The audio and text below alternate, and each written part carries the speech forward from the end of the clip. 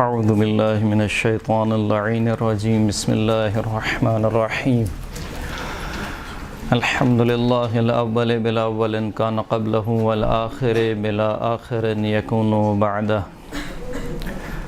الذي قصرت عن رؤيته ابصار الناظرین وعجزت عن نعته اوہام الواصفین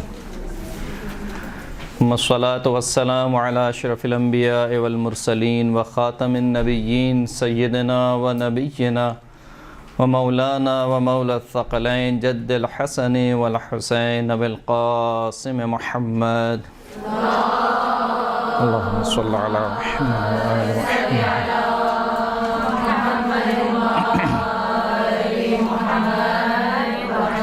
وعلى آله الطيبين الطاهرين المعصومين الذين أذهب الله عنهم الرجس وطهرهم تطهيرا اللهم صل على محمد وآل محمد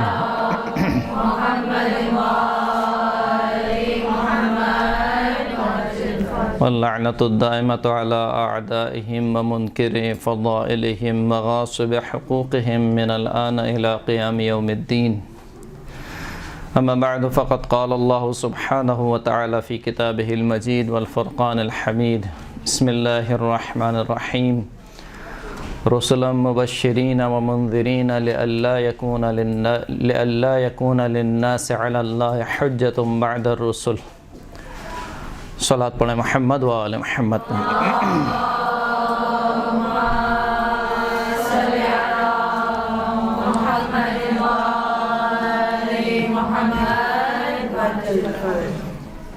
ہماری گفتگو عقیدہ نبوت کے بارے میں تھی اور آج اس سلسلے کی تیسری گفتگو ہے۔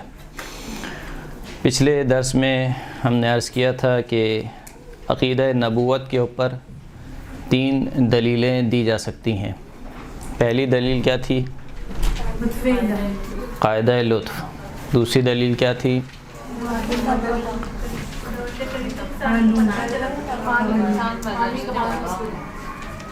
دوسری دلیل یہ تھی کہ کیونکہ انسان مدنی الطبع ہے، اجتماع میں زندگی گزارنا چاہتا ہے، اجتماع کے بغیر زندگی نہیں گزار سکتا، لہذا جب انسان اجتماع میں زندگی گزارتا ہے تو دوسری جانب سے ہر انسان کو اللہ نے کچھ خواہشات عطا کی ہیں اور ہر انسان اپنی بالادستی چاہتا ہے، جس کے نتیجے میں ہوتا یہ ہے کہ کچھ افراد ظالم بن جاتے ہیں، کچھ افراد مظلوم بن جاتے ہیں۔ لہٰذا اگر انسانی معاشرے میں ایک اعتدال قائم کرنا ہے تو قوانین کی ضرورت ہے، قانون کی ضرورت ہے، اور وہ قانون خداوند کریم جس ہستی کے وسیلے سے بھیجتا ہے اسے کیا کہتے ہیں؟ نبی کہتے ہیں۔ تیسری دلیل کیا تھی کہ انسان معنوی طور پر کمال چاہتا ہے اور کمال کو پسند کرتا ہے، لہٰذا وہ کمال انسان کو جو ذرائع دیے گئے ہیں علم حاصل کرنے کے یا معرفت حاصل کرنے کے، مثلاً حواس خمسہ یا انسان کے عقل، یہ تمام محدود ہیں اور انسان محتاج ہے وحی الہی کا، یعنی ایسی معرفت کا جو اس کو خدا کی جانب سے دی جائے، جس میں خطا کا کوئی امکان نہ ہو، غلطی کا کوئی امکان نہ ہو۔ انسان جن ذرائع سے معرفت حاصل کرتا ہے اس میں یقیناً غلطی کا امکان موجود ہے۔ مثال کے طور پر جو چھوٹے بچے ہوتے ہیں، جب وہ پہلی مرتبہ گاڑی میں بیٹھتے ہیں اور سفر کرتے ہیں اور کھڑکی سے دیکھتے ہیں تو وہ اپنے والدین سے یہ کہتے ہیں کہ بابا درخت حرکت کر رہا ہے، یہ درخت چل رہا ہے یا مکانات چل رہے ہیں۔ کیوں؟ کیونکہ وہ سمجھ رہا ہے کہ وہ خود ساکت ہے، ایک جگہ پر رکا ہوا ہے اور باہر کی چیزیں حرکت کر رہی ہیں، جبکہ در حقیقت وہ خود حرکت کر رہا ہے اور باہر کی چیزیں ساکن ہیں۔ تو یہ ایک اشتباہ ہے، اگرچہ کہ ابتدائی ہے، کہنا چاہیے کہ اشتباہ ابتدائی ہے جو ادنا سی توجہ سے انسان صحیح مفہوم کو درک کر لیتا ہے۔ اسی طریقے سے بہت سی چیزیں ہوتی ہیں، انسان آنکھ سے بسا اوقات کچھ دیکھتا ہے جو اسے کچھ اور دکھائی دیتی ہیں اور وہ در حقیقت کچھ اور ہوتی ہیں۔ تو ان تمام چیزوں میں حواس خمسہ میں بھی اور انسانی عقل میں بھی خطا کی گنجائش موجود ہے، لہذا انسان محتاج ہے ایسی تعلیمات کا کہ جس میں کچھ خطا نہ ہو، جو 100% درست ہوں، اور ایسی تعلیمات سوائے وحی الہی کے حاصل نہیں ہو سکتی، اور یہ وحی الہی جس پر نازل ہوتی ہے اس کو کیا کہتے ہیں؟ نبی کہتے ہیں۔ تو انسان اپنی راہ سعادت کو حاصل کرنے کے لیے محتاج ہے نبی کا، انسان اپنے معاشرے میں اعتدال کو قائم کرنے کے لیے محتاج ہے ایک نبی کا، انسان ہدایت کے لیے محتاج ہے نبی کا، اور خداوند کریم جس نے انسان کو خلق کیا اور اس کی خلقت کا ہدف اور مقصد کیا قرار دیا کہ وہ ہدایت یافتہ زندگی بسر کرے۔ ایک طرف سے اللہ یہ چاہتا ہے کہ انسان ہدایت یافتہ زندگی بسر کرے، اور دوسری طرف سے اگر اللہ اس کی ہدایت کا انتظام نہ کرے تو یہ ظلم ہوگا، یہ جسے کہنا چاہیے نقض غرض حکیم۔ ایک حکیم شخص، حکیم کسے کہتے ہیں؟ دوا دینے والے نہیں، حکیم یعنی جس کا ہر کام میں جس کی حکمت ہو، صحیح بیہودہ کام نہ کرتا ہو۔ بیہودہ اگرچہ کہ ہمارے اردو میں کچھ اچھا لفظ نہیں ہے، فارسی میں کہا جاتا ہے بیہودہ، بیہودہ نہیں بیکار کام، عبث کام، صحیح یہ فارسی کا کلمہ ہے جو اردو میں آیا ہے، اگرچہ کہ معنی میں بہت فرق کرتا ہے۔ وہاں پر جب بیہودہ کہا جاتا ہے، بیہودہ کہا جاتا ہے تو اس کا مطلب کچھ اور ہوتا ہے، اردو میں کہا جائے بیہودہ تو بہرحال یعنی جس کا کوئی ہدف نہ ہو، جس کا کوئی مقصد نہ ہو، ایسا کام انجام نہیں دیتا، اس ایسی ذات کو کہا جاتا ہے کہ یہ حکیم ہے۔ تو جب وہ حکیم ہے خداوند کریم، اور اس نے کسی حکمت کے تحت انسانوں کو اس دنیا میں بھیجا، اور وہ حکمت یہ ہے کہ انسان اللہ کو پہچانے اور اللہ کے دیے ہوئے طریقے کے مطابق زندگی بسر کرے۔ تو جب حکیم ہے اور انسان سے یہ چاہتا ہے اور دوسری جانب سے انتظام نہ کرے اس کی ہدایت کا، تو یہ ممکن نہیں ہے، لہٰذا وہ انتظام کرتا ہے انسان کی ہدایت کا۔ اسی کو کہا جاتا ہے قاعدہ لطف۔ لطف خداوند کریم کے اوپر واجب ہے۔ لطف کا کیا مطلب ہے؟ لطف کے معنی مہربانی، تفضل، فضل، لطف و کرم، عام اردو میں بھی استعمال ہوتا ہے۔ یہ لطف اللہ کی ذات کے اوپر واجب ہے، کہ مطلب یہ نہیں ہے کہ کسی اور نے واجب کیا ہے، بلکہ اس کی ذات کا تقاضا ہے کہ جب وہ انسان کو اس دنیا میں بھیج رہا ہے، اور ایک طرف سے ایسا انسان خلق کر رہا ہے کہ جس کو بھوک لگتی ہے، جس کو پیاس لگتی ہے، ایک ایسا انسان خلق کر رہا ہے جو خلق ہونے کے بعد اس قدر ضعیف ہے کہ اٹھ کر کھا پی بھی نہیں سکتا، یعنی اس قدر ضعیف ہے کہ اپنی بھوک بھی رو کر بیان کرتا ہے، یعنی بول بھی نہیں سکتا ہے، تو کس قدر ضعیف ہے۔ اتنا ضعیف اگر انسان کو خلق کر رہا ہے، اس کے اندر بھوک بھی رکھی ہے، پیاس بھی رکھی ہے، اور دوسری جانب سے نہ اس کی بھوک کا مٹانے کا کوئی انتظام کرے، نہ اس کی پیاس کو ختم کرنے کا کوئی انتظام کرے، نہ کسی ایسی ہستی کا انتظام کرے جو اس کو ممتا کی چاہت دے سکے، تو یہ انسان کے حق میں کیا ہو جائے گا؟ ظلم ہے۔ بس یہ لطف جس طریقے سے مادیات میں اللہ کے اوپر یہ لطف واجب ہے، بالکل بعین ہی اسی طریقے سے کیسے ممکن ہے کہ خداوند کریم انسان کو ایسے ہی جانوروں کی طرح چھوڑ دے بغیر ہدایت کے، اور ان کی ہدایت کا انتظام نہ کرے۔ ان علینا للہدی وان لنا للآخرۃ والاولی، بے شک ہدایت کا انتظام ہمارے اوپر ہے، خداوند کریم کہہ رہے ہدایت ہمارے اوپر ہے۔ ان الہدی ہدی اللہ، بے شک اللہ کی ہدایت ہی در حقیقت ہدایت ہے۔ تو اس کو قاعدہ لطف کہا جاتا ہے۔ 3 دلیلیں ہم نے پڑھی تھیں۔ آخری کلاس یعنی جب درس اختتام کو پہنچا تھا تو ہم نے ایک سوال کیا تھا، وہ سوال کیا تھا؟ سوال یہ تھا کہ اگر اللہ نے ہدایت کے لیے انبیاء بھیجے جی تو ہدایت کو نظر ہے۔ سوال یہ تھا کہ اگر انبیاء کو بھیجنے کا مقصد اور ہدف یہ ہے کہ انسانیت کی ہدایت ہو سکے، تو طول تاریخ میں ہم دیکھتے ہیں کہ اکثریت کن کی رہی ہے؟ غیر ہدایت یافتہ لوگوں کی۔ یعنی اکثریت ان افراد کی رہی ہے کہ جنہوں نے انبیاء سے مقابلہ کیا ہے، انبیاء کی ہدایت کو قبول نہیں کیا اور اپنے طریقے سے زندگی گزارنا چاہی، تو وہ ہدف اور وہ مقصد تو حاصل نہیں ہوا جو خداوند کریم حاصل کرنا چاہتا تھا۔ حضرت نوح علیہ السلام نے 950 سال تبلیغ کی، نتیجے میں گنے چنے افراد کشتی میں سوار ہوئے، یعنی وہ نبی جو خود اپنی بیٹے کو ہدایت نہیں دے سکا۔ حضرت نوح کا بیٹا پہاڑ پہ چڑھ گیا، کہنے لگا کہ یہ پہاڑ جو ہے وہ مجھے بچا لے گا۔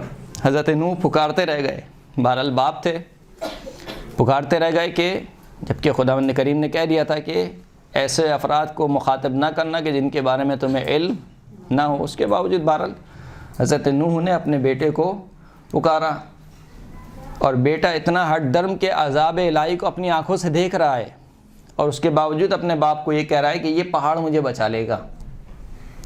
درست ہے؟ تو وہ نبی جو اپنے بیٹے کو ہدایت نہیں دے پایا، کیا آپ اس سے توقع رکھتے ہیں کہ پوری انسانیت کو ہدایت دے پائے گا؟ یہ سوال ہے یا نہیں؟ وہ حضرت لوط جو اپنی زوجہ کو ہدایت نہیں دے پائے، کیا آپ ان سے توقع رکھتے ہیں کہ وہ پوری انسانیت کو ہدایت دیں گے؟ وہ حضرت ابراہیم علیہ السلام کہ جو اپنے چچا کو مسلمان نہیں کر پائے، چچا آخری وقت تک مشرک رہے اور مشرک مرے، یہاں تک کہ حضرت ابراہیم نے کہا کہ میں آپ کے لیے استغفار کروں گا، اور قرآن نے کہا کہ ابراہیم نے اپنے چچا کے لیے استغفار کی، اور یہ استغفار صرف اس وجہ سے تھی کہ حضرت ابراہیم وعدہ دے چکے تھے اپنے چچا کو۔ وعدے کی کتنی اہمیت ہے کہ ہم وعدہ دے دیتے ہیں اور پہلے سے نیت ہوتی ہے کہ نہیں آئیں گے آج شادی میں، اس کے باوجود بولتے ہیں ہاں انشاءاللہ شرکت کریں گے، پہلے سے معلوم ہوتا ہے کہ نہیں آنا ہے لیکن اس کے باوجود بولتے ہیں کہ ہاں دے دیں گے۔ روایت کیا کہتی ہیں؟ روایت یہ کہتی ہے کہ ہم اہل بیت علیہ السلام جب کسی سے وعدہ کرتے ہیں تو وعدے کو ایک قرض سمجھتے ہیں، اور جس قرض کو پورا ادا کرنا اپنے پر واجب سمجھتے ہیں۔ تو اہل بیت اطہار کا طریقہ کار یہ ہے۔ اسی طریقے سے بچوں سے یا تو وعدہ نہ کریں یا ایسا وعدہ کریں جو آپ پورا کر سکتے ہوں، اس لیے کہ بچے آپ کو دیکھ کر سیکھتے ہیں۔ بچے وہ نہیں کرتے کہ جو آپ ان کو کہتے ہیں، بچے وہ کرتے ہیں جو آپ کرتے ہیں۔ درست ہے؟ بہرحال تو حضرت ابراہیم نے اپنے چچا کے لیے استغفار کیا وعدے کی بنیاد پر، تو وہ حضرت ابراہیم جو اپنے چچا کو مسلمان نہیں کر سکے آخر دم تک، کیسے ممکن ہے کہ وہ پوری انسانیت کو ہدایت دے سکیں؟ یہ تو سوال ہو گیا۔ جواب کیا ہے؟ کوئی جواب ہے آپ لوگوں کے پاس؟ نہیں سر، انسان کے پاس اختیار خدا نہیں ہے، اور یہی علت تعامل ہے، کیونکہ ساری طرح عوامل تو موجود ہوتے ہیں، لیکن ایک عوامل چاہے تو انسان نیک راہ اختیار کر لے، چاہے تو اور اسی پر آخرت بھی ہے۔ صحیح۔ خدا کو اگر ہم یہ مانتے ہیں کہ وہ واجب الوجود ہے، تو اس طرح اگر وہ کوئی بھی کام کرتا ہے تو اس کا عمل کامل ہوتا ہے، ناقص نہیں ہوتا۔ درست۔ تو انبیاء کو بھیجنا، قانون الہی کو بنانا، یہ سب اس کے عین علم کے اندر موجود تھا۔ بالکل۔ اس لحاظ سے دیکھیں تو اس نے انسانوں کی خلقت کے لیے جو قانون بنایا، وہ قانون بالکل انسان کے لیے ضروری تھا۔ صحیح۔ یا بھیجے وہ بھی بالکل ضروری تھا، لیکن یہ انسان کے اختیار میں تھا کہ اب وہ راہ ہدایت کو حاصل کرے یا اس سے منحرف ہو جائے۔ درست۔ اختیار انسانی ہی وجہ ہے کہ جو انسان کو راہ سعادت پہ ہمکنار کرتا ہے۔ صحیح۔ کسی اور کے ذہن میں کوئی جواب؟ ہدایت دے سکتے ہیں کہ شیطان نے بھی سب کچھ دیکھ رہا تھا، پھر بھی وہ ہدایت نہیں تھا۔ صحیح۔ تو جو اللہ شیطان کو ہدایت نہیں دے سکا، انسان کو کیسے دے گا؟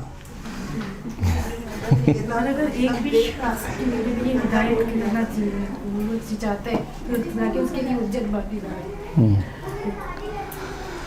صحیح جی، درست فرمایا انہوں نے جو پہلی خاتون تھیں۔ خداوند کریم یہ نہیں چاہتا کسی کو کہ اس کے اوپر جبر کر کے، زور زبردستی کر کے اس کو اپنی راہ پہ لے آئے۔ اللہ نے انسان کو خود مختار قرار دیا ہے، البتہ ایک حد تک اس کے اختیار میں رکھا ہے، اور خداوند کریم انسان سے یہ چاہتا ہے کہ وہ اپنے اختیار سے اچھی راہ کو اختیار کرے، اپنے اختیار سے، یہ نہیں کہ کوئی زور زبردستی کر کے اس کو اچھی راہ پر لے کر آئے۔ اِنَّا خَلَقْنَا الْإِنسَانَ مِن نُطْفَةٍ أَمْشَاجٍ نَبْتَلِيهِ فَجَعَلْنَاهُ سَمِيعًا بَصِيرًا اِنَّا هَدَيْنَاهُ السَّبِيلَ إِمَّا شَاكِرًا وَإِمَّا كَفُورًا۔ ہم نے انسان کو ایک ملے جلے مادے سے خلق کیا۔ کیوں خلق کیا؟ نبتلیہ، تاکہ ہم انسان کا امتحان لیں، آزمائیں۔ امتحان کب ہوتا ہے؟ جب میرے پاس 2 راہ ہوں یا کئی راہ ہوں تو پھر کہا جائے گا کہ میرا امتحان ہو رہا ہے۔ لیکن اگر میرے پاس راستہ ہی ایک ہے اور اسی پہ مجھے چلنا ہے تو یہ تو امتحان نہیں ہوا۔ یہ تو جس طریقے سے جانوروں کو چرایا جاتا ہے لاٹھی لے کر اور وہ سیدھے سیدھے چلتے رہتے ہیں، جو راستہ ان کو دکھایا جا رہا ہے اسی راستے پہ چل رہے ہیں، تو وہ نہ کوئی کمال ہے نہ امتحان ہے۔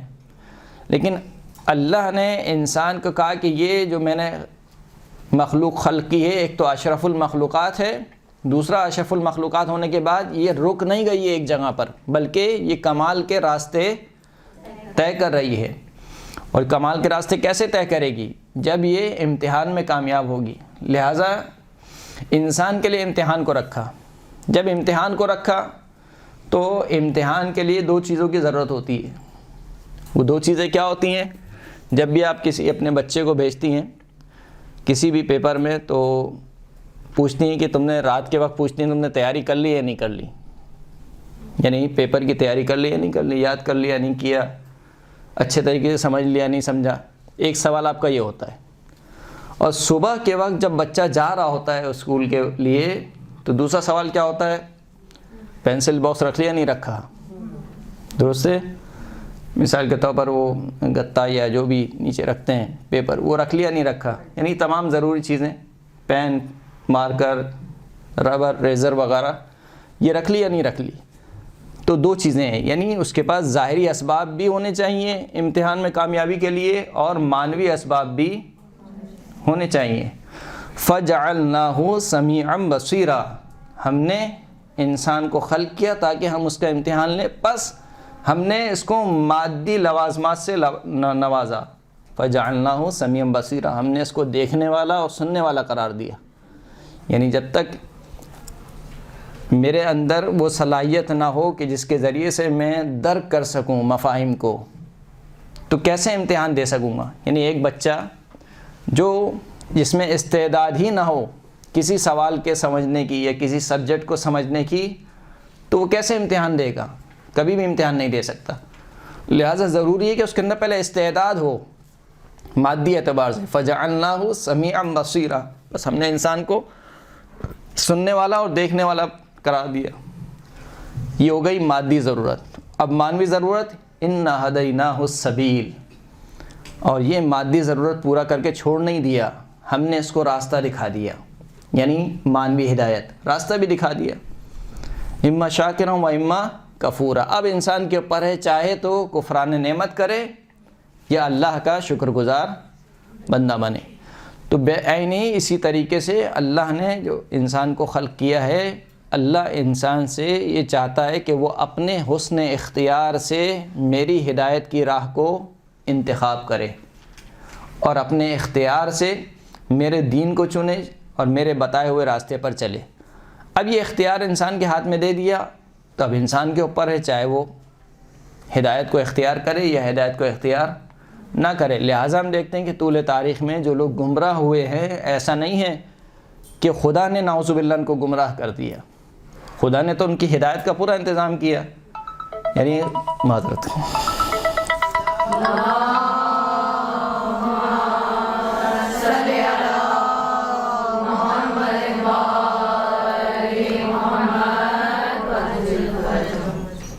تو ہدایت کا انتظام کرنا یہ اللہ کی ذمہ داری ہے۔ ہدایت کو قبول کرنا یا نہ کرنا یہ کس کا کام ہے؟ یہ انسان کا کام ہے۔ لہٰذا قرآن مجید میں جگہ جگہ خداوند کریم نے کہا کہ ہم نے ان کی ہدایت کا انتظام کیا، لیکن یہ ہمارے انبیاء کو جھٹلاتے رہے۔ ما یأتیہم من رسول الا کانوا بہ یستہزئون، ان کے پاس کوئی رسول نہیں آتا تھا مگر یہ کہ یہ اس کا مذاق اڑایا کرتے تھے۔ تو یہ اپنے حسن اختیار سے، پھر یہاں تک کہ نوبت یہاں پہنچ گئی کہ جب اللہ نے دیکھ لیا کہ یہ ہدایت پر نہیں آنے والے ہیں تو کیا ہوا؟ ان کے دلوں پر مہر لگا دی گئی، ان کے کانوں پر مہر لگا دی گئی. پھر خداوند کریم نے کہا کہ یہ ایسے ہو گئے کہ صم بکم عمی فہم لا یفقہون. یہ کب ہوا؟ یہ بالکل آخری سٹیج پر ہوتا ہے، یعنی پسر سعد کی سٹیج پر انسان جب پہنچ جائے کہ جب سب کچھ بیان ہو گیا، سب کچھ دیکھ لیا، اس کے باوجود بھی آنے کو تیار نہیں ہے. فرعون جیسے لوگ سب کچھ دیکھ لیا، یہاں تک کہ جب وسط دریا میں پہنچ گیا اور اب دیکھا کہ اب کوئی چارہ نہیں ہے، تو وہاں پر جا کر کہا کہ خداوند کریم میں ایمان لاتا ہوں. خدا نے کہا کہ اب کوئی فائدہ نہیں ہے. کیوں فائدہ نہیں ہے؟ کیونکہ اب اختیار ختم ہو گیا. امتحان وہاں پر تھا کہ جہاں پر اختیار تھا، جہاں پر تمہارے پاس سیٹ تھی، تمہارے پاس تمام کی تمام بادشاہی تھی. اس وقت تم نعرہ بلند کر رہے تھے کہ انا ربکم الاعلی، میں تمہارا سب سے بڑا پروردگار ہوں. اب جب تم وسط دریا میں دیکھ چکے ہو عذاب کو، یعنی اب تم ڈوبنے والے ہو، تو اب تو اختیار رہا ہی نہیں، تو اب ایمان لانے کا کیا فائدہ؟ لہٰذا وہ امتحان کا جو دورانیہ تھا وہ ختم ہو گیا، یعنی پیپر لے لیا گیا. اب پیپر لینے کے بعد آپ کتنی حجتیں کرتے رہیں گے، مجھے تھوڑا سا ٹائم اور دے دیں اور میں یہ کر لوں گا وہ کر لوں گا. اللہ نے کہا کہ نہیں، قیامت میں بھی یہ ہوگا. قرآن مجید نے کہا کہ کچھ لوگ ہوں گے جو خداوند کریم سے کہیں گے کہ خدایا ہمیں واپس پلٹا دے، شاید ہم جو ہے وہ کوئی نیک کام کر لیں.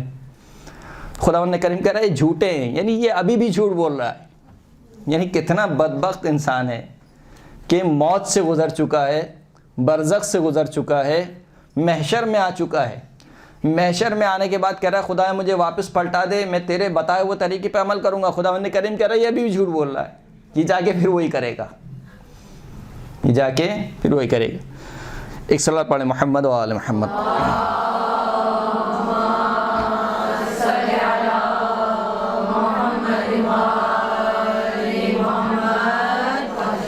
تو بس یہ ایک مدلل جواب اس کا یہ تھا کہ کیونکہ خداوند کریم یہ چاہتا ہے کہ انسان اپنے اختیار سے اچھائی اور بلائی کو اختیار کرے، منتخب کرے اور پھر اپنے اختیار کے ساتھ اس راستے پہ چلے.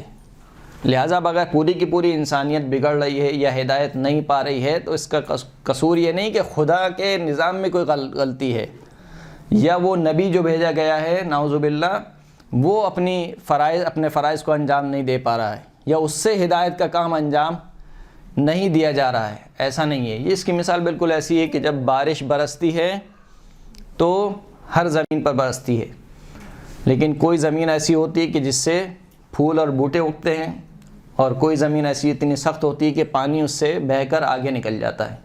تو قصور کس کا ہے؟ بارش کا ہے یا زمین کا ہے؟ زمین کا قصور ہے. یعنی اس زمین میں صلاحیت نہیں ہے، نہ یہ کہ بارش میں صلاحیت نہیں ہے. تو بس اگر نوح کا بیٹا، نوح علیہ السلام کا بیٹا مثال کے طور پر ہدایت یافتہ نہیں ہے، یا حضرت لوط علیہ السلام کی زوجہ ہدایت پر نہیں آ رہی ہیں، یا حضرت ابراہیم کے چچا ہدایت پر نہیں آ رہے ہیں، تو اس میں قصور انبیاء کا نہیں ہے.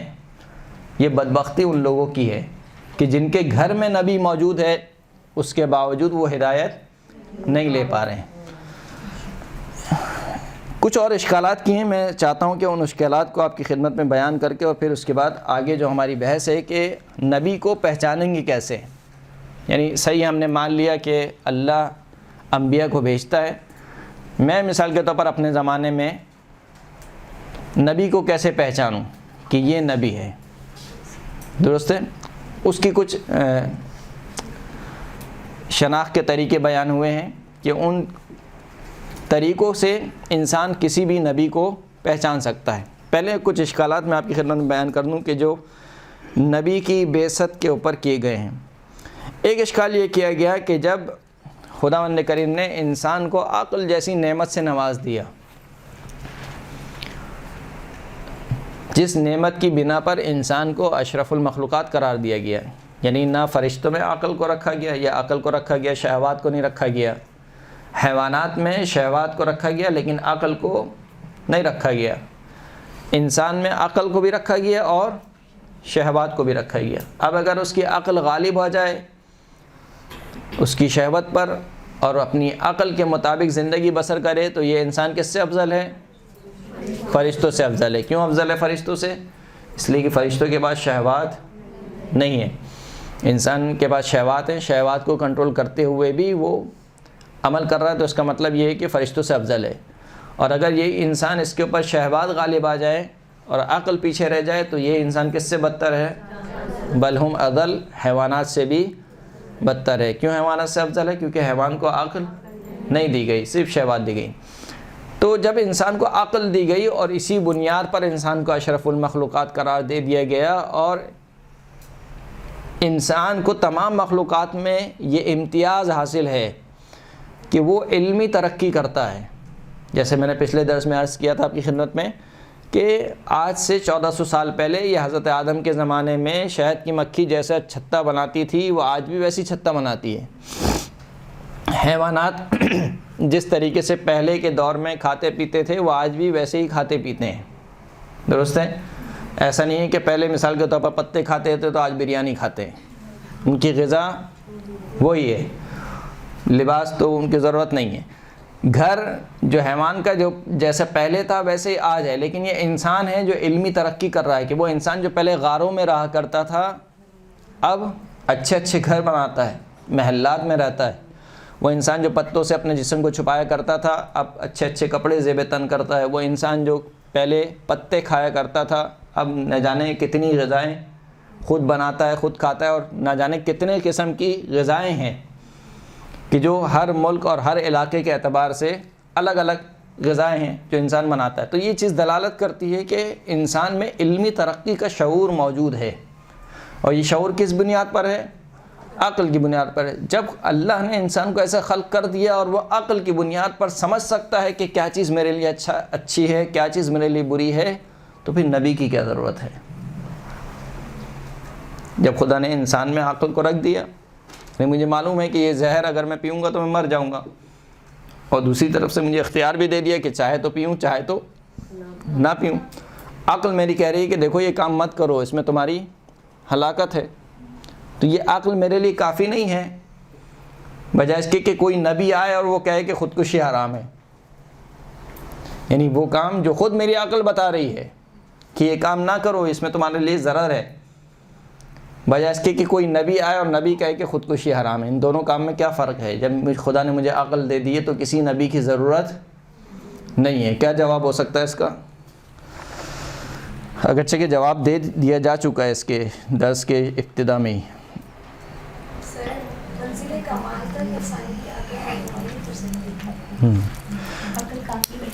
انسان کی، جیسے ہم نے پہلے بھی کہا کہ انسان کی عقل محدود ہے، یعنی بہت کم اشیاء کی اچھائی اور برائی کو سمجھتی ہے۔ یعنی انسان کی عقل یہ سمجھ سکتی ہے کہ میرا ایک خدا ہے، اس کا مجھے شکر بجا لانا ہے۔ یہ شکر کیسے بجا لاؤں؟ اپنے آپ کو مار کا شکر بجا لاؤں، اپنے بچے کی بلی چڑھا کر شکر بجا لاؤں، نماز پڑھ کے شکر بجا لاؤں، روزہ رکھ کے شکر بجا لاؤں؟ یعنی یہ کون بتائے گا؟ یہ انسان کی عقل درک کرنے سے قاصر ہے۔ اگر نماز پڑھنی ہے تو کتنی رکعت پڑھوں تو اللہ راضی ہو جائے گا؟ یعنی کیا انسان اپنی عقل سے درک کر سکتا ہے کہ اگر میں 4 رکعت پڑھوں تو اللہ راضی ہو جائے گا، 1 کم کر دوں تو اللہ راضی نہیں ہوگا؟ کتنی نمازیں پڑھوں تو کافی ہوگا ایک دن کے لیے؟ اگر عقل کو دیکھیں اور عقل ان تمام نعمتوں کو دیکھے جو خداوند کریم نے انسان کو دیے، تو انسان کی عقل تو یہ کہے گی کہ ایک لمحے کے لیے بھی سجدے سے سر نہ اٹھائے، بدلے میں کیا ہوگا؟ پوری زندگی معطل ہو جائے گی۔ بہرحال انسان کی پوری زندگی ہے، اس کے بیوی بچے ہیں، اس کے کام کاج ہیں، تو زندگی کیسے چلے گی؟ تو اللہ کو راضی کرنے چاہتا ہے تو بیوی راضی نہیں ہوتی ہے، اور بیوی کو راضی کرنا چاہتا ہے تو اللہ راضی نہیں ہوتا ہے۔ تو یہ انسان کی عقل کیا ہے؟ محدود ہے، نہیں سمجھ سکتی ہے۔ اسی طریقے سے جو انسان کے حواس خمسہ ہیں کہ جس سے انسان علم حاصل کرتا ہے، وہ بھی کیا ہیں؟ ایک تو محدود ہیں، دوسرا خطا بردار ہیں۔ یعنی چاہے انسان کی عقل کیوں نہ ہو۔ پہلے سائنسدان کیا کہتے تھے؟ زمین کس کے گرد گھومتی ہے؟ وہ اب کہتے ہیں، پہلے کیا کہتے تھے؟ سورج گھومتا ہے، سورج زمین کے گرد گھومتا ہے۔ آج کے سائنسدان کیا کہتے ہیں؟ زمین سورج کے گرد گھومتی ہے۔ پہلے کے سائنسدان کہتے تھے کہ زمین گول ہے، آج کیا کہتے ہیں؟ کروی شکل کی ہے، اوول ٹائپ کی، اسے کروی بولتے ہیں، درست ہے؟ تو ایسی بہت سی چیزیں ہیں جو پہلے انسان اپنی عقل سے کچھ اور سمجھتا تھا، آج کچھ اور سمجھتا ہے۔ لہذا ایک طرف سے محدود ہے، دوسری طرف سے خطا بھی ہو سکتی ہے، یعنی عقل ضروری نہیں کہ عقل جو سمجھ رہی ہے وہ کیا ہو، صحیح ہو، درست ہے. میری عقل یہ سمجھ رہی ہے، آپ کی عقل کچھ اور سمجھ رہی ہے، ہوگا کیا بدلے میں؟ کلیش ہو جائے گا. میں اپنی عقل کے مطابق عمل کروں گا، آپ اپنی عقل کے مطابق عمل کریں گے، تو ہوگا کیا؟ جب مفادات ٹکرائیں گے اور میں یہ کہوں گا کہ میری عقل یہ کہتی ہے، آپ کہیں گے نہیں میری عقل یہ کہتی ہے، تو فیصلہ کون کرے گا کہ کس کی عقل صحیح کہتی ہے؟ تو یہ اس کا جواب ہے کہ انسان کی عقل ایک تو محدود ہے، محدود حد تک چیزوں کی اچھائی اور برائی کو سمجھ سکتی ہے. دوسری انسان کی عقل کے جو مدرکات ہیں جسے انسان اپنی عقل سے سمجھتا ہے اس میں خطا بھی ہو سکتی ہے، غلطی کا بھی امکان ہے. لہٰذا انسان مکمل طور پر اپنی عقل پر بھروسہ نہیں کر سکتا، اگرچہ کہ عقل کو بہت اہمیت دی ہے اسلام نے، یہاں تک کہ خود قرآن مجید میں کتنی آیات ہیں کہ جن کا تتمہ کیا ہے، ان فی ذلک لآیات لأولی الالباب، اس میں نشانیاں ہیں کس کے لیے؟ صاحبان عقل کے لیے. افلا یعقلون، یعقلون عقل سے نکلا ہے، کیا یہ لوگ سوچتے سمجھتے نہیں ہیں؟ افلا یتدبرون، کیا یہ لوگ تدبر نہیں کرتے؟ افلا یتذکرون، کیا یہ لوگ نصیحت حاصل نہیں کر سکتے؟ یعنی کتنی آیات ہیں. تو انسان کی عقل کو ہی خدا نے محور قرار دیا ہے حق کو سمجھنے کے لیے، کہ اگر حق کو سمجھنا ہے تو انسان کی عقل فیصلہ کرے گی کہ کیا حق ہے اور کیا باطل ہے. لیکن اس کا یہ مطلب نہیں ہے کہ انسان کو اس کی عقل کے سہارے ہی چھوڑ دیا جائے، کیونکہ انسان ایک حد تک سمجھ سکتی ہے اچھائی اور برائی کو، مکمل طور پر یعنی مکمل نظام ہدایت، نظام حیات کو نہیں سمجھ سکتی ہے. صلوات پڑھیں محمد و آل محمد.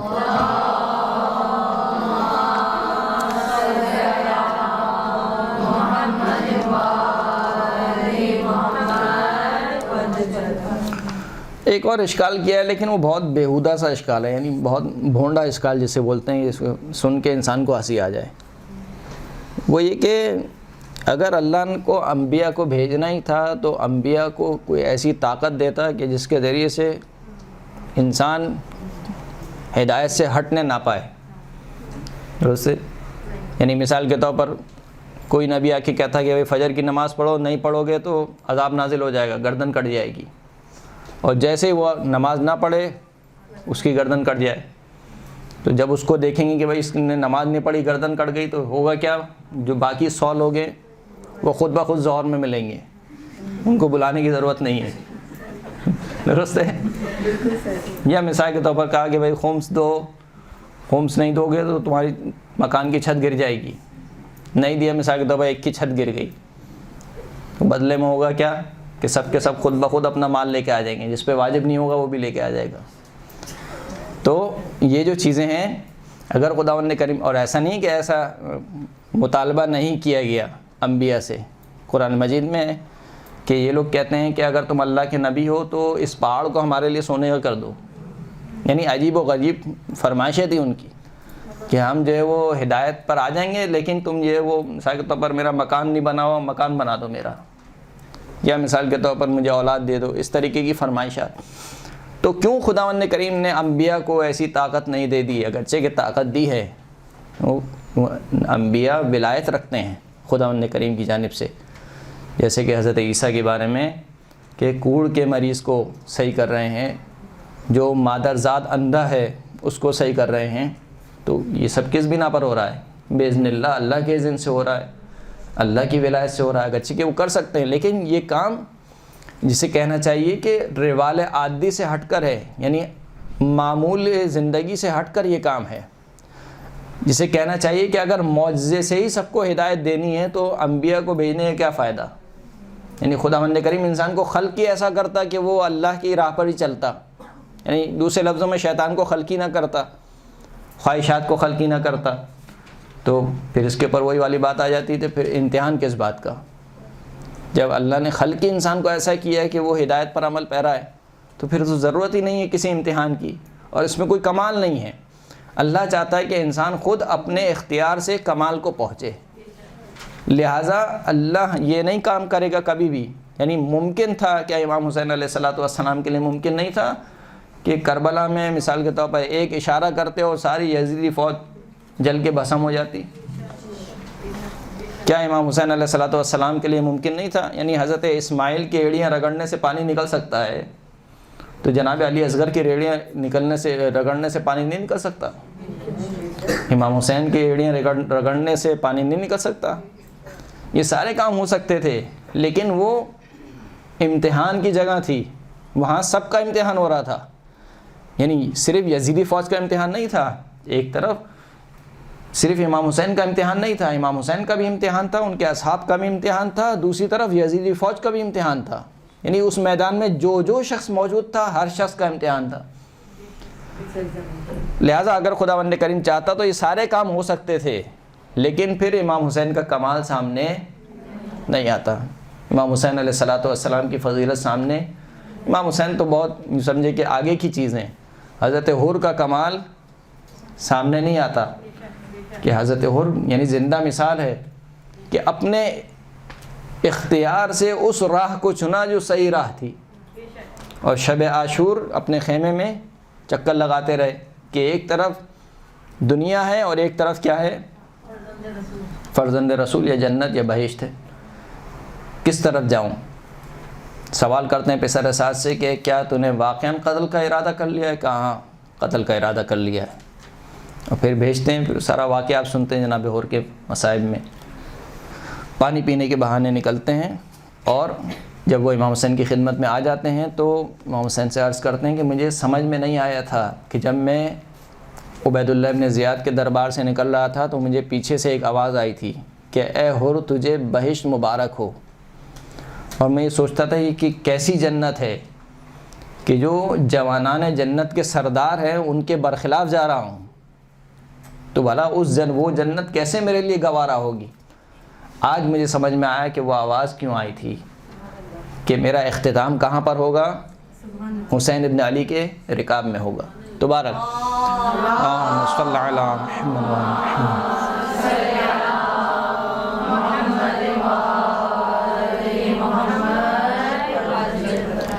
تو یہ جو سارے کام جو لوگ بیان کر رہے ہیں، یہ جو سارے کام ہیں یہ انسان کے اختیار کے منافی ہیں، اور خداوند کریم نہیں چاہتا کہ انسان کو مجبور کر کے اس کو ہدایت پر لے کر آئے۔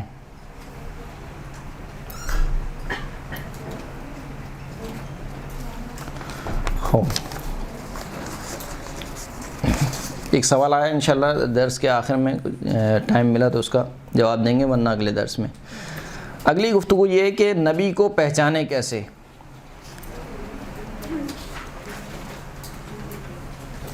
اور نبی کو پہچاننے کا طریقہ کیا ہوگا؟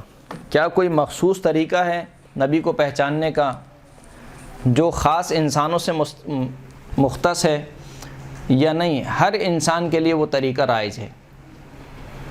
تو حکمت خداوند کریم اس بات کا تقاضا کرتی ہے کہ انبیاء کو پہچاننے کا جو طریقہ ہو وہ ایسا طریقہ ہو جو ہر انسان کے لیے ہو، یعنی ایسا نہ ہو کہ اگر کوئی مثال کے طور پر پی ایچ ڈی پڑھ رہا ہے تو وہ تو سمجھ سکے، لیکن جو بیچارہ گاؤں میں ان پڑھ ہے وہ نبی کو نہ پہچان سکے۔ ایسا طریقہ خداوند کریم نے نہیں رکھا۔ کیوں ایسا طریقہ نہیں رکھا؟ اس لیے کہ اگر ایسا طریقہ رکھتا جو فقط بعض افراد سے مختص ہوتا اور بعض افراد سے مختص نہ ہوتا، تو وہ بعض افراد جو نبی کو نہیں پہچان سکے، وہ کس وجہ سے نہیں پہچان سکے؟ خود خداوند کریم کی وجہ سے نہیں پہچان سکے، نعوذ باللہ، کیونکہ اللہ نے کوئی ایسا طریقہ نہیں رکھا۔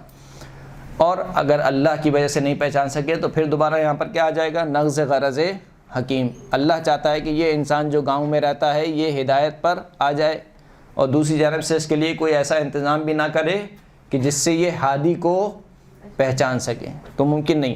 تو جو طریقہ ہوگا وہ طریقہ عام ہوگا، یعنی ہر انسان اس کو سمجھ سکے۔ 3 طریقے اس کتاب میں بیان ہوئے ہیں، ممکن ہے کہ اس سے زیادہ طریقے ہوں، لیکن ہم ان 3 طریقوں کو پہلے گفتگو کرتے ہیں۔ پہلا طریقہ جو سب سے عمومی اور سب سے آسان اور سہل طریقہ ہے جو ہر ایک کے لیے ہے، وہ کیا ہے نبی کو پہچاننے کا؟ معجزہ۔ کیا طریقہ ہے؟ معجزہ، کہ وہ نبی معجزہ دکھائے اور اس معجزے کے ذریعے سے ایسا معجزہ ہو کہ انسان اس کو پہچان لے کہ یہ واقعاً معجزہ ہے اور یہ معجزہ سوائے اس نبی کے کوئی نہیں دکھا سکتا۔ معجزے کی تعریف کیا ہے؟ معجزے کی تعریف یہ ہے کہ ایک ایسا کام جو کہ خارق العادہ ہے۔ اب یہ کیا ہوتا ہے خارق العادہ بھی سمجھاؤں گا، جی بیان کروں گا۔ ایسا کام جو خارق العادہ ہو، نبوت کے دعوے کے ساتھ انجام دیا جائے، مخالفین کو چیلنج دے کر انجام دیا جائے، درست ہے، اور اس کا جو انجام دینے والا ہو وہ یہ ادعا کرے کہ میں اللہ کی جانب سے پیغمبر ہوں، اور یہ کام قابل تعلیم نہ ہو۔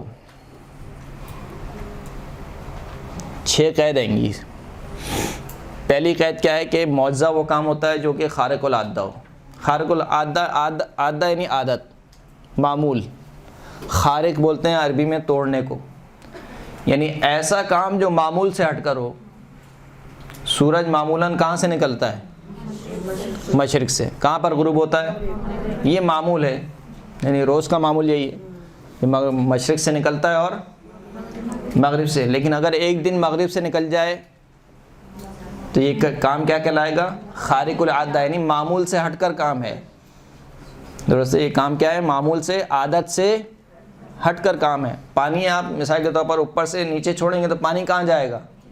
نیچے، لیکن اگر اوپر جائے تو خارق العادہ ہے۔ معمولاً انسان اڑ نہیں سکتا ہے، لیکن اگر اڑنے لگے تو خارق العادہ ہے۔ معمولاً ہم نے آسمان پر ایک ہی چاند دیکھا ہے، لیکن اگر چاند کے 2 ٹکڑے ہو جائیں تو یہ کام کیا ہے؟ خارق العادہ کام ہے۔ خارق العادہ کا مطلب یہ نہیں ہے کہ عقلاً محال ہو، یعنی معجزہ ایسا کام نہیں ہوتا جو عقلاً محال ہو۔ جو چیز عقلاً محال ہے وہ خارج میں وجود ہی نہیں آ سکتی ہے، خارج میں وجود اس کا ممکن نہیں ہے جو کام عقلاً محال ہو۔ مثال کے طور پر عقلاً محال کیا ہو؟ یعنی 2 نقیضین کا آپس میں جمع ہو جانا۔ 2 نقیضین سے مراد یعنی بالکل اپوزٹ، 2 ایسی چیزیں جو بالکل اپوزٹ ہیں وہ ایک جگہ جمع ہو جائیں، یہ عقل کہتی ہے کہ کام محال ہے، یہ کام نہیں ہو سکتا۔ تو معجزہ وہ کام نہیں ہوتا کہ جو عقلاً محال ہو، بلکہ معجزہ وہ کام ہوتا ہے جو عادت سے ہٹ کر ہو۔ یعنی مثال کے طور پر انسان اڑ نہیں سکتا، لیکن انسان کا ہوا میں نہ اڑنا کیا عقلاً محال ہے؟ عقلاً محال نہیں ہے۔ عقل تو کوئی حکم نہیں لگاتی کہ انسان کے لیے اڑنا محال ہو، عقل حکم نہیں لگاتی۔ اسی طریقے سے مثال کے طور پر پتھر کے اندر سے پانی کا نکل آنا، پتھر کے اندر سے پانی کا نکل آنا یہ عادت سے ہٹ کر ضرور ہے، لیکن عقلاً محال نہیں ہے کہ آپ کہیں کہ یہ محال کام ہے۔ یا مثال کے طور پر جو ہم نے پانی کی مثال دی کہ پانی آپ اوپر سے گرائیں گے تو نیچے گرے گا، لیکن اگر اوپر کی طرف چلا جائے تو یہ عادت سے ہٹ کر ضرور ہے، لیکن عقلاً محال نہیں ہے۔ پس معجزہ پہلی جو صفت ہے معجزے کی، یا پہلی جو قید ہے معجزے کی، وہ کیا ہے؟ کہ معجزہ وہ کام ہوتا ہے جو عادت سے ہٹ کر ہوتا ہے، خارق العادہ کام ہوتا ہے۔ اس کا مطلب یہ ہے کہ عقلاً محال نہیں ہوتا۔ دوسری قید کیا ہے؟ دوسری قید یہ ہے کہ وہ کام انبیاء یا کوئی بھی نبی اپنی نبوت کے دعوے کے ساتھ انجام دے۔ یعنی مثال کے طور پر ابو جہل نے کہا کہ اگر آپ اللہ کے نبی ہیں اور ہم یہ کہتے ہیں کہ آپ جادوگر ہیں، کیونکہ معجزے دیکھ چکے تھے، یعنی کئی معجزے ہیں رسول اللہ کے۔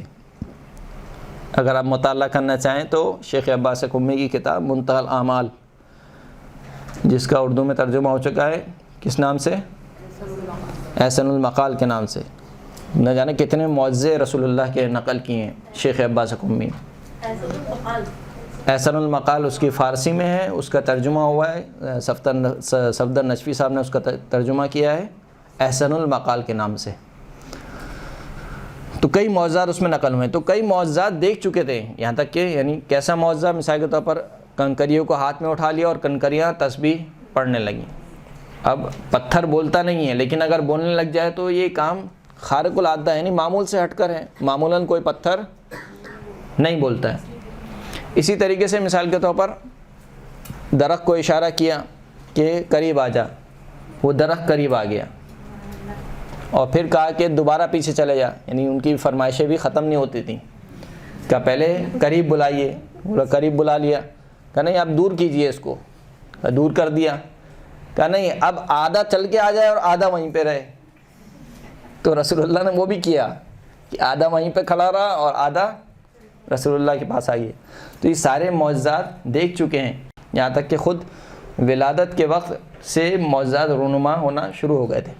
تو ابو جہل نے کہا کہ ہم یہ سمجھتے ہیں کہ آپ جادوگر ہیں اور آپ کا جادو سڑ چڑھ کے بولتا ہے، لیکن جہاں تک میں جانتا ہوں وہ یہ کہ آسمان پہ کسی جادوگر کا جادو کام نہیں کرتا، تو آسمان میں کوئی آپ ایسا کچھ کر کے دکھائیں۔ تو رسول اللہ نے اشارہ کیا کوہ ابو قبیس، انشاءاللہ خداوند کریم آپ سب کو مکہ کی زیارت نصیب فرمائے۔ صفا و مروہ کے برابر میں ایک پہاڑ ہے جسے کوہ ابو قبیس کہا جاتا ہے، اس پر ہی کہا جاتا ہے کہ وہیں پر یہ معجزہ رونما ہوا تھا۔ کہا کہ اللہ کے رسول نے اشارہ کیا اور چاند کے کیا ہو گئے، 2 ٹکڑے ہو گئے۔ اب کیا ہونا چاہیے تھا، اب تو حجت تمام ہو گئی۔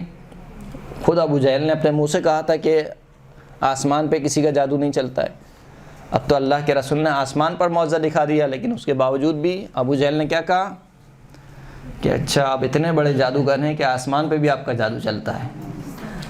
تو پھر اللہ کے رسول نے کہا کہ اس کو ابو الحکمہ نہیں کہو بلکہ ابو جہل کہو، جو مان کے نہ مانے اسے کیا کہا جاتا ہے، ابو جہل۔ تو یہ جو سارے معجزات ہو رہے تھے ادعا، اس میں کام کیا ہو رہا تھا کہ اللہ کے رسول کوئی معجزہ دکھاتے تھے اور ادعا یہ کرتے تھے کہ میں کیونکہ اللہ کا نبی ہوں لہٰذا یہ معجزہ دکھا رہا ہوں۔ اچھا زبان سے کہنا ضروری نہیں ہے، یعنی قرائن و شواہد بھی کافی ہیں کہ یہ کام کیوں کیا جا رہا ہے، اس لیے کہ وہ شخص کرنے والا اپنی نبوت کا ادعا کر رہا ہے۔ مثال کے طور پر حضرت عیسیٰ علیہ السلام، حضرت عیسیٰ جو وہ کوڑ کے مریض کو صحیح کر رہے ہیں، یا مثال کے طور پر مادرزاد اندھے کو صحیح کر رہے ہیں، یا مثال کے طور پر حضرت عیسیٰ جو ہے وہ مٹی سے ایک پرندے کی شکل بناتے ہیں اور اس کے اندر پھر پھونکتے ہیں اور وہ پرندہ زندہ ہو جاتا ہے۔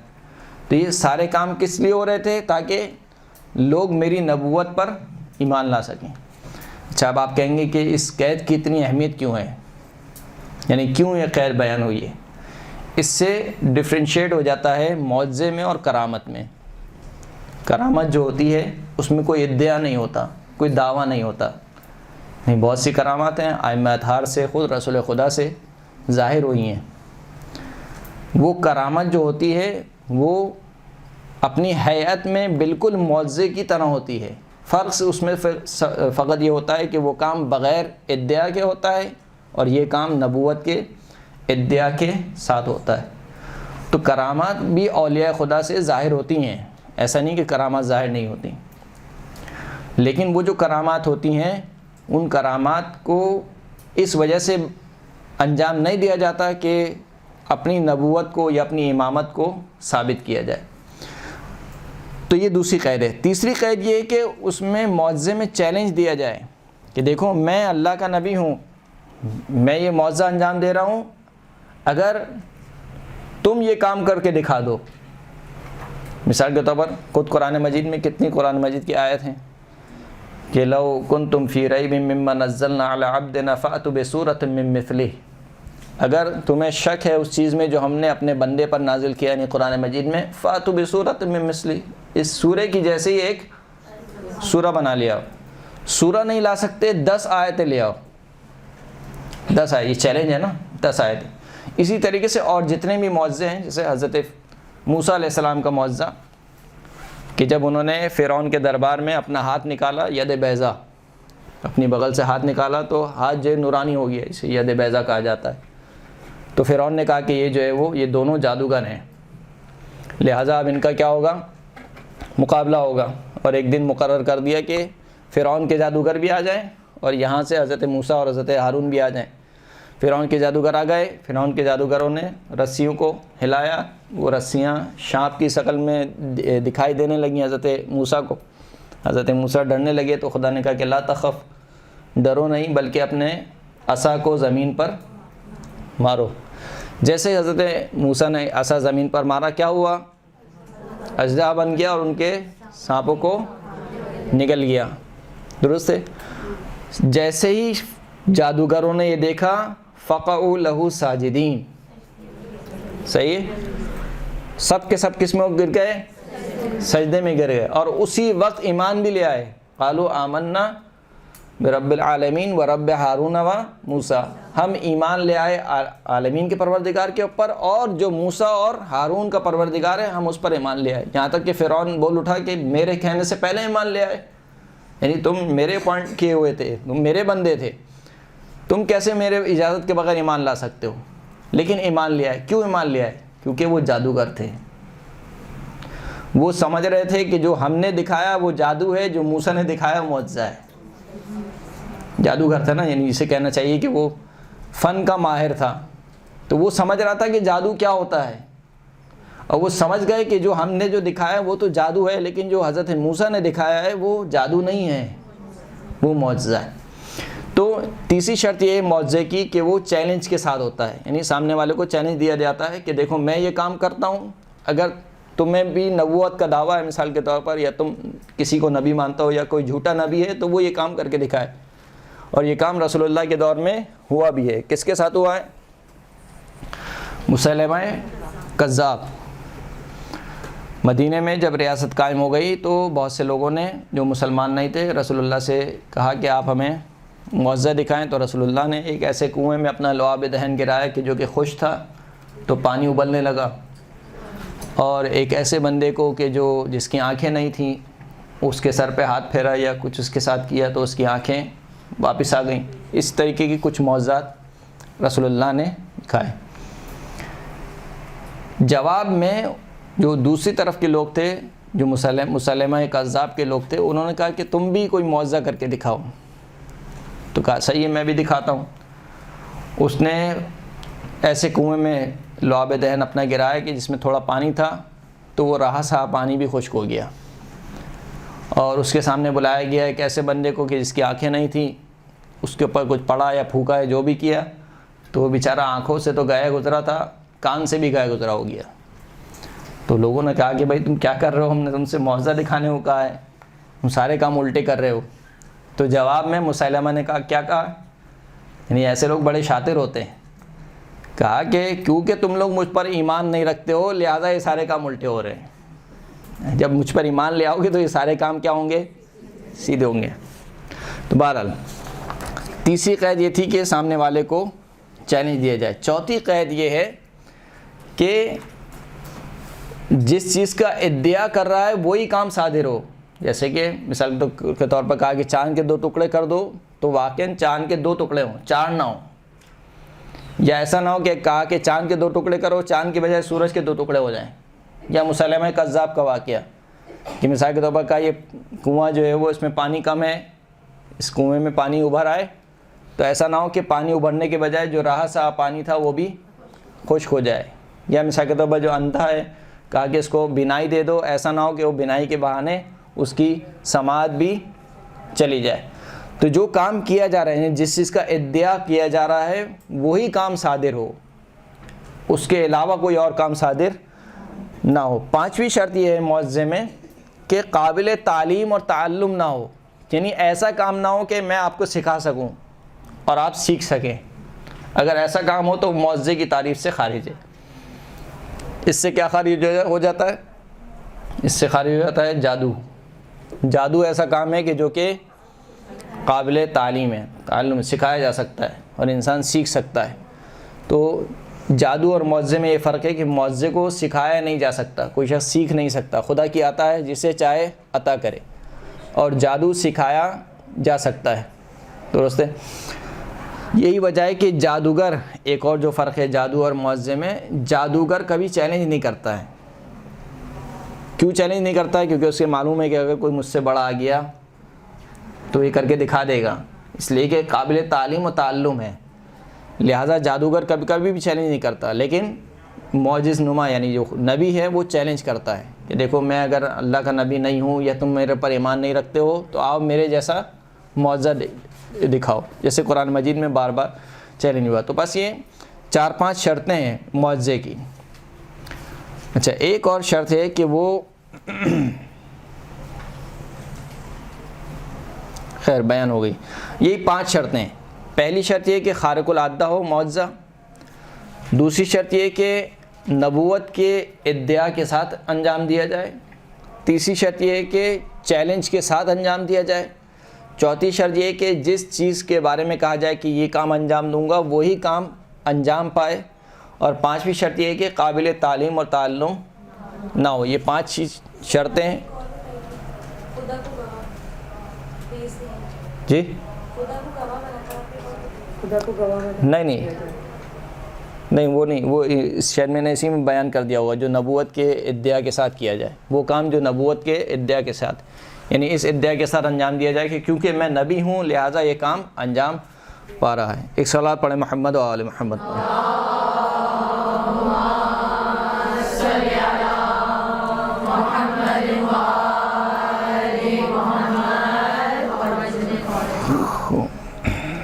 تو یہ پہلا طریقہ ہے جو سب سے عمومی ترین طریقہ ہے کہ جس کے ذریعے سے نبی کو پہچانا جا سکتا ہے. اور کئی انبیاء نے معجزے دکھائے، یعنی کبھی بسا اوقات یہ ہوا کہ ابتداءً خود نبی نے معجزہ دکھایا، اور کبھی یہ بھی ہوا ہے کہ خود ان کی قوم نے طلب کیا ہے کہ اگر تم اللہ کے رسول ہو تو کوئی نشانی لے کر آؤ. جیسا کہ حضرت صالح کے بارے میں کہ اگر تم اللہ کے نبی ہو تو کوئی نشانی ہمارے پاس ہو. تو حضرت صالح نے اشارہ کیا پہاڑ کی طرف. پہاڑ سے کیا برآمد ہوئی؟ اونٹنی کا. یہ جو ناقہ ہے، جو اونٹنی ہے، یہ اللہ کی نشانی ہے.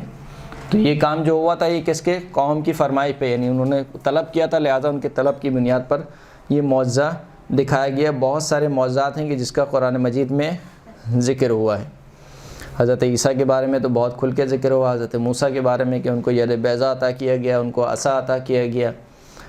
اور یہاں تک کہ خداوند کریم کہتا ہے کہ وَلَقَدْ آتَيْنَا مُوسَىٰ 9 آیات بینات، ہم نے 9 نشانیاں واضح، 9 واضح نشانیاں حضرت موسیٰ کو عطا کی. تو یہ پہلا طریقہ ختم ہو گیا. دوسرا طریقہ یہ ہے کہ اچھا یہ جو دوسرا طریقہ ہے کہ پہلا والا نبی آنے والے نبی کے بارے میں گواہی دے. مثال کے طور پر حضرت عیسیٰ نے کہا کہ میرے بعد جو نبی آئے گا اسمہ احمد، اس کا نام کیا ہوگا؟ احمد ہوگا. اچھا صرف نام بتانا کافی نہیں ہے، اس کے اوصاف بھی بیان کرے. تو اگر ایک نبی کی نبوت ثابت ہو گئی آپ کے لیے، مثال کے طور پر اگر ہم آج کے دور میں حضرت عیسیٰ کے دور میں زندگی گزار رہے ہیں اور حضرت عیسیٰ کی نبوت ہمارے لیے ثابت ہو گئی ہے کہ یہ اللہ کا نبی ہے. اللہ کا نبی کا مطلب کیا ہے کہ یہ جھوٹ نہیں بولے گا. اور اللہ کا نبی یہ ہدایت کے لیے آیا ہے تو یہ ہم سے جھوٹ نہیں بولے گا. اب اگر یہ گواہی دے دے کہ دیکھو میرے بعد ایک اور نبی آئے گا جو ان خصوصیات کا حامل ہوگا، تو یہ ایک طریقہ ہوتا ہے نبی کو پہچاننے کا کہ اس نبی کی گواہی کو دیکھا جائے کہ اس نے جو ساری چیزیں بتائی تھیں آیا اس شخص میں موجود ہیں یا موجود نہیں ہیں. جیسے کہ رسول اللہ صلی اللہ علیہ وآلہ وسلم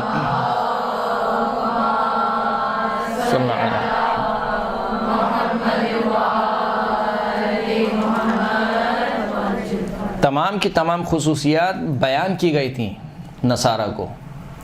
اور یہاں تک کہ جب رسول اللہ نے یعنی اللہ نے ان لوگوں کو مباہلے کا چیلنج دیا کہ آؤ اب جب تم ساری دلیلیں اور حجتیں ماننے کو تیار نہیں ہو تو تم اپنے بچوں کو لاؤ، ہم اپنے بچوں کو لاتے ہیں. تم اپنی عورتوں کو لاؤ، ہم اپنی عورتوں کو لاتے ہیں. تم اپنے نفسوں کو لاؤ، ہم اپنے نفسوں کو لاتے ہیں. تو یہ جو نصارہ تھے یہ آئے اپنے گرجا گھر میں اور کافی دن تک ان کا مناظرہ چلا.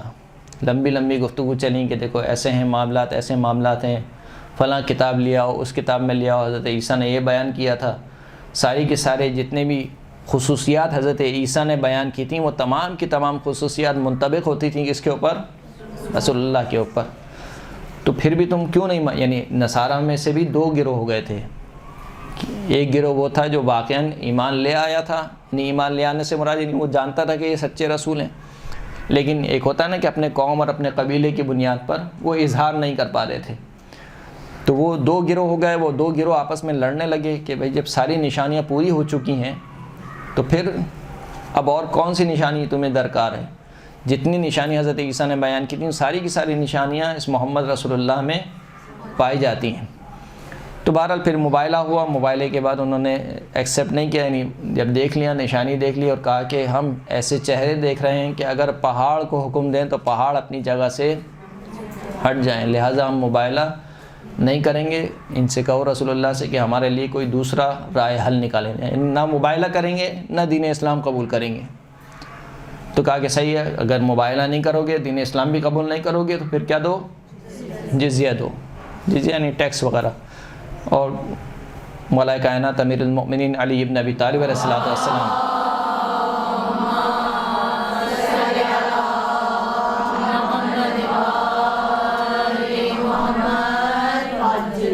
مولا کائنات سے کہا کہ آپ شرائط رکھیں اور آپ جو شرائط رکھیں گے وہی میری شرائط ہوں گی۔ تو مولا کائنات نے وہ شرائط وہاں پہ طے کی، انہوں نے جزیہ دیا۔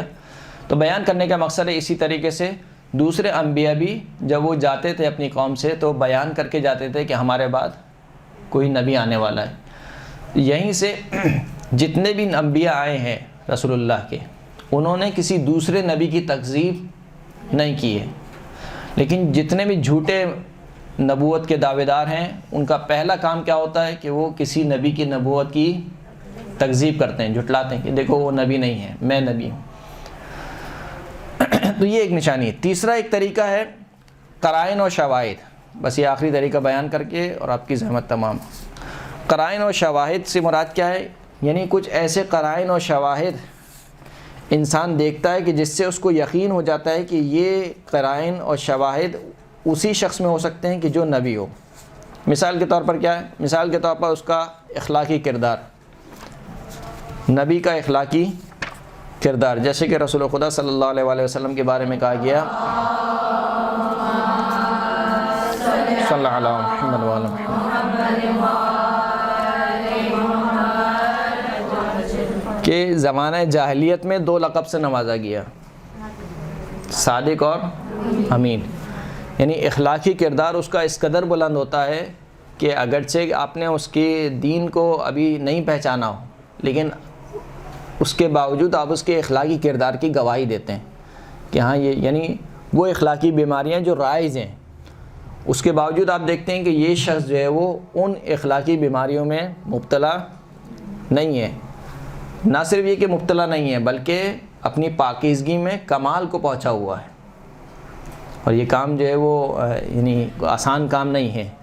جناب خدیجہ جن کو زمانہ جاہلیت میں کس لقب سے نوازا گیا؟ طاہرہ۔ طاہرہ کا لقب ان کو زمانہ جاہلیت میں دے دیا گیا، یعنی کردار کس قدر بلند تھا جناب خدیجہ کا، اور کیا کچھ نہیں تھا جناب خدیجہ کے پاس۔ یعنی سب سے پورا مکہ جس کا مقروض ہو اور محل اتنا بڑا ہو کہ سارے کے سارا مکہ اس محل میں سما سکتا ہو، اور لباس جو سونے اور چاندی سے کے تاروں سے بنا ہوا ہو، وہ لباس جو ایک مرتبہ پہن لیتی تھی دوبارہ، یعنی سب کچھ تو تھا ان کے پاس، تو وہ چاہتی تو مثال کے طور پر کتنی عیاشی والی زندگی گزار سکتی تھی، یہ کتنی عیش والی زندگی جسے ہم آج کل کے دور میں کہتے ہیں کہ جب سب کچھ ہے، یعنی ہم سمجھتے ہیں کہ دین صرف غربا کے لیے، جو فقیر ہے بیچارہ جو کچھ نہیں کر سکتا ہے اس کے لیے دین ہے، اس کے لیے نماز روزے حج زکوٰۃ سب اس کے لیے۔ میرے پاس پیسے ہیں تو میں کیوں مثال کے طور پر کسی غریب کا احترام کروں، یا میں کیوں مثال کے طور پر اس صف میں کھڑا ہو جاؤں کہ جس میں جو میرا برابر والا ہے وہ مثال کے طور پر مجھ سے نچلے درجے کا ہے، یا میں کیوں وہ حج انجام دوں کہ جہاں پر جب میں طواف انجام دوں تو میرے جو برابر والا ہے اس کے جسم سے ایسی بدبو آئے جو مجھے ناگوار گزرے۔ تو یہ ایک تکبر ہے۔ تو بہرحال حضرت خدیجہ کے پاس سب کچھ ہونے کے باوجود بھی حضرت خدیجہ نے ایسی زندگی گزاری کہ ان کو طاہرہ کا لقب دیا گیا۔ اللہم صلی علی محمد و آل محمد۔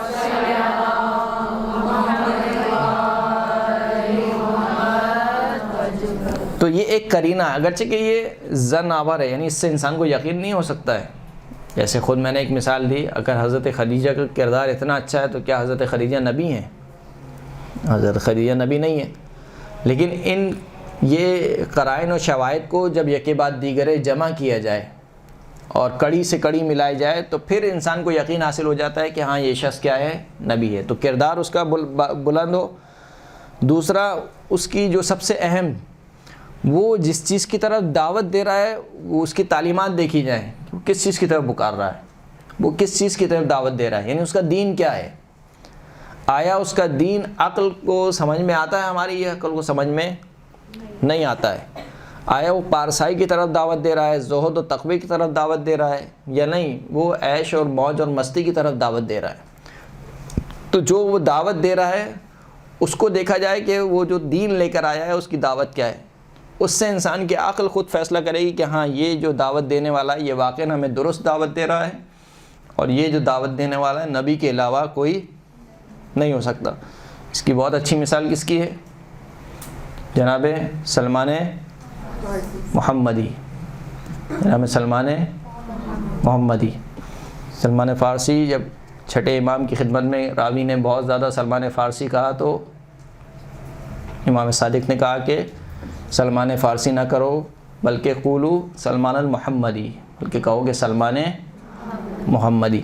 جناب سلمان محمدی جنہوں نے سفر طے کیا اور طے کرتے کرتے یعنی دین کے لیے سفر کیا، فارس کے رہنے والے تھے، پہلے شام گئے، شام میں جا کے نصرانی مذہب کو قبول کیا، پھر وہاں پہ بھی ان کو پتہ چلا کہ حجاز میں ایک شخص ہے جو نبوت کا دعویٰ کرتا ہے، شام سے سفر کیا حجاز میں یعنی مدینہ پہنچنے سے پہلے یا مکہ پہنچنے سے پہلے ایک قبیلہ تھا یہودیوں کا، انہوں نے حضرت سلمان کو دھوکہ دیا اور کسی کے ہاتھوں بیچ دیا، اور وہ غلام بن گئے، اور غلام بن کر جو ہے وہ زندگی گزارنے لگے مدینے میں، رسول اللہ کو دیکھتے رہے، وہ ساری کی ساری تعلیمات جو نشانیاں ان کی کتاب میں بیان کی گئی تھیں وہ ساری کی ساری نشانیاں دیکھتے رہ گئے، یہاں تک کہ آخر میں کہا کہ 3 نشانیاں بیان ہوئی ہیں، اگر یہ 3 نشانیاں اس شخص میں پائی گئیں تو اس کا مطلب ہے کہ یہ نبی ہے، ورنہ نبی نہیں ہے۔ پہلی نشانی کیا تھی؟ صدقہ نہیں لیتا، دوسری نشانی ہدیہ لیتا ہے، تیسری نشانی مہر نبوت لگی ہوئی ہے دوش مبارک پر، درست ہے؟ تو ایک دن صدقے کی کچھ کھجوریں پیش کی، رسول اللہ نے انکار کر دیا، دوسرے دن وہی کھجوریں ہدیے کے طور پر پیش کی، رسول اللہ نے قبول کر لیں، 2 نشانیاں پوری ہو گئیں۔ تیسری نشانی دیکھنے کے لیے رسول اللہ کے پیچھے چلتے رہے، تو رسول اللہ نے مسکرا کر پیچھے دیکھا اور کہا کہ سلمان تیسری نشانی بھی دیکھنا چاہتے ہو؟ تو رسول اللہ نے اپنا ابا کا دامن ہٹایا اور جناب سلمان نے وہ مہر نبوت کو دیکھا۔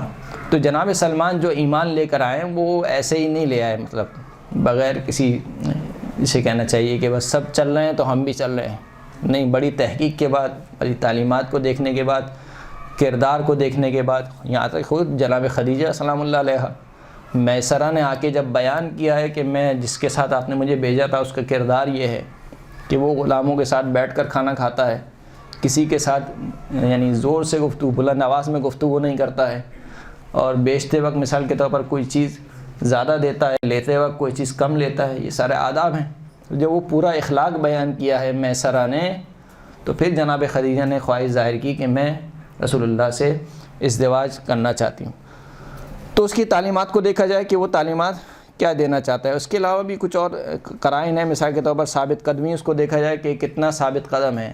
اب رسول اللہ سے زیادہ کس نے ثابت قدمی دکھائی ہوگی کہ پورا کا پورا مکہ رسول اللہ کا مخالف ہو گیا، یہاں تک کہ نوجوان لڑکوں کو بھیجا جاتا تھا اور وہ پتھر مار مار کے رسول اللہ کو لہو لہان کر دیتے تھے، یہاں تک کہ رسول اللہ کے لعینین مبارک رسول اللہ کے خون سے بھر جاتی تھیں، پھر بھی اللہ کے رسول ثابت قدم رہے، یہاں تک کہ فرشتے سے بھی کہا کہ فرشتہ جب آیا کہا کہ کیا ان کو عذاب میں مبتلا کر دیں، تو اللہ کے رسول نے کہا کہ نہیں، میری قوم کو بخش دے، یہ لوگ نہیں جانتے، نادان ہیں۔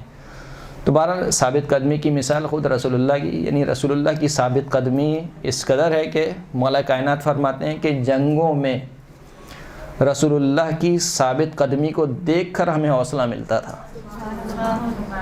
یہاں تک کہ جنگ احد میں جب وہ دوبارہ پلٹے ہیں، کفار و مشرکین کتنے نزدیک آ گئے، یعنی اتنے نزدیک آ گئے کہ رسول اللہ کے دندان مبارک شہید ہو گئے، اور چند اصحاب جو رسول اللہ کا دفاع کر رہے ہیں، جس میں ایک مولا کائنات موجود ہیں، رسول اللہ کا دفاع کر رہے ہیں، اس کے باوجود رسول اللہ کھڑے ہوئے ہیں، اپنی جگہ پر کھڑے ہوئے ہیں، یعنی موت کو سامنے دیکھ رہے ہیں لیکن اس کے باوجود اپنی جگہ پر کھڑے ہوئے ہیں۔ یہ کام تمام جنگوں میں ہوا ہے، جنگ بدر اور دوسری تمام جنگوں میں۔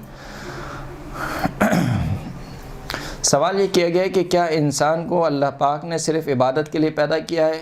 یہ ساری دنیا کی ترقی ناقص ہے، عبادت کے لیے اور بھی تو مخلوق ہیں اللہ کی، تو یہ بات کیسے ثابت کریں کہ ہم صرف عبادت کے لیے نہیں پیدا ہوئے؟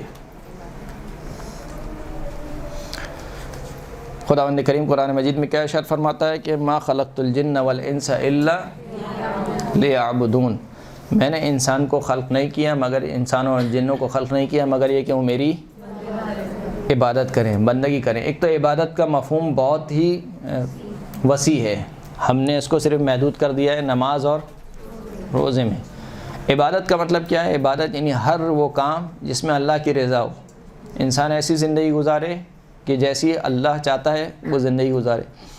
لہٰذا عبادت کا مطلب فقط فردی عبادت نہیں ہے کہ میں نماز اور روزہ پڑھ کر لوں مثال کے طور پر تو یہ عبادت ہو گئی، نہیں، عبادت کا مطلب یہ بھی ہے کہ اپنے رشتہ داروں کا خیال رکھو، عبادت کا مطلب یہ بھی ہے کہ صلہ رحمی انجام دو، عبادت کا مطلب یہ بھی ہے کہ جب معاملات کو انجام دو تو تمہارے معاملات بالکل شفاف ہونے چاہیے، عبادت کا مطلب یہ بھی ہے کہ جب لین دین کرو تو لین دین میں جھوٹ نہ بولو، دھوکہ دہی نہ کرو، وہ شخص ہم میں سے نہیں ہے جو کسی کو فریب دے، معصومین علیہ السلام کی فرمائش ہے۔ دوبارہ عبادت کا مفہوم بہت ہی وسیع ہے، ہم جو خلق ہیں، جو خداوند کریم کہہ رہا ہے کہ میں نے خلق نہیں کیا مگر یہ کہ عبادت کے لیے، تو اس سے عبادت کا مطلب یہ نہیں ہے جو ہم نکالتے ہیں کہ فقط نماز و روزہ و حج و زکوٰۃ، نہیں، یعنی پوری ایک جامع طریقہ کار ہے زندگی گزارنے کا۔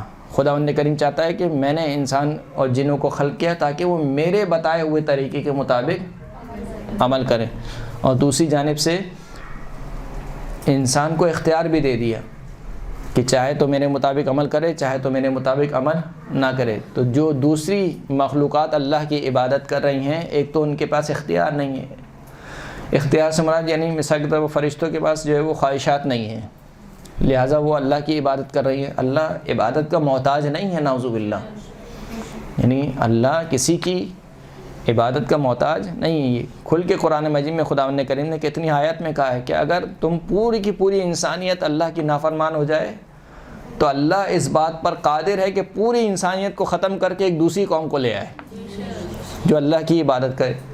تو یہ جو ہم عبادات انجام دے رہے ہیں، اللہ ہماری ان عبادات کا محتاج نہیں ہے۔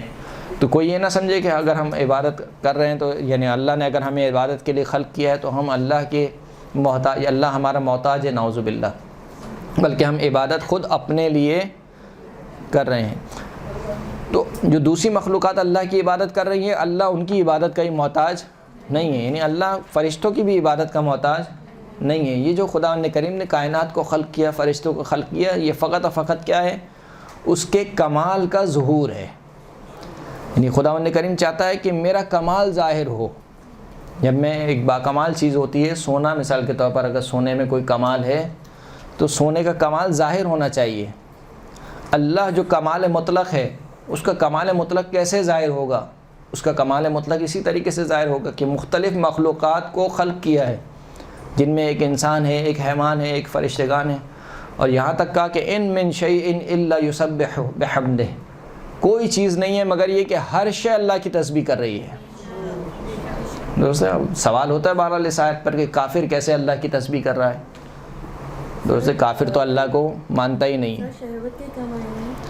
خواہشات، شہوات یعنی خواہشات بہت سی ہوتی ہیں، جیسے انسان کو یہ خواہش ہے کہ میں اچھا کھانا کھاؤں، اچھے کپڑے پہنوں، مثال کے طور پر اچھی گاڑی میں گھوموں، یہ خواہش کا نام۔ سر یہ اسلام رسول اللہ کے آنے کے بعد آیا مسلمان یا پھر حضرت ابراہیم کے؟ نہیں، اسلام تو ظاہر سی بات ہے، خداوند کریم کر رہا ہے کہ دین اللہ کے نزدیک فقط کیا ہے؟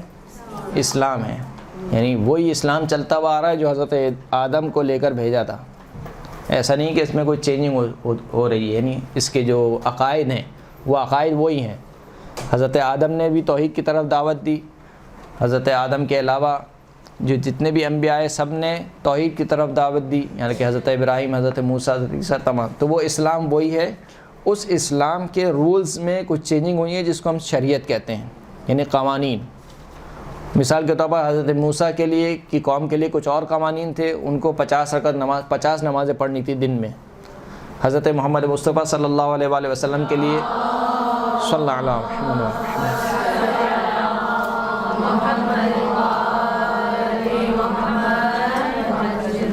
کہا کہ دن میں 5 نمازیں پڑھنی ہیں. تو یہ رولز چینج ہوئے ہیں، یعنی فقہی احکام کے اعتبار سے یا فروعی احکام جو ہے وہ چینج ہوئے ہیں، لیکن اصل دین جو ہے جسے ہم عقائد کہتے ہیں، جسے ہم اصول کہتے ہیں، وہ وہی ہیں جو حضرت آدم سے حضرت خاتم تک چلے آ رہے ہیں. تو وہ اسی کو اسلام کہا جاتا ہے. وآخر الدعوانا الحمد للہ رب العالمین.